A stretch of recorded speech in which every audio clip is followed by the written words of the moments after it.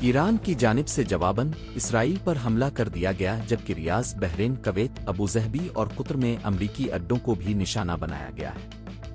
ایرانی پاسداران انقلاب گارڈز کا کہنا ہے کہ اسرائیل کے خلاف میزائل ڈرون حملوں کی پہلی لہر لانچ کر دی ہے، جبکہ غیر ملکی خبر ایجنسی کا کہنا ہے کہ جنگی طیارے اور میزائل عراق کی فضائی حدود میں دیکھے گئے۔ ایرانی ٹی وی کا کہنا ہے کہ اسرائیل پر تقریباً 75 میزائلوں سے حملہ کیا گیا۔ یمن کے حوثیوں نے اسرائیل اور سمندری راستے پر جہازوں پر حملے شروع کر دیے۔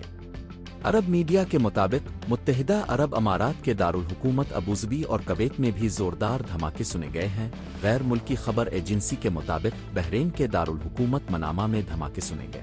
دھماکوں کے بعد بحرین میں خطرے کے سائرن بجا دیے گئے۔ بحرینی وزارت داخلہ کا کہنا ہے شہری فوری طور پر قریب ترین محفوظ مقام پر چلے جائیں۔ ایرانی میڈیا کے مطابق بحرین میں امریکی 20 کو میزائل حملے میں نشانہ بنایا گیا۔ خبر ایجنسی کا بتانا ہے بحرین میں امریکی بحری 20 کے علاقے جفیر سے دھواں اٹھتا دکھائی دے رہا ہے۔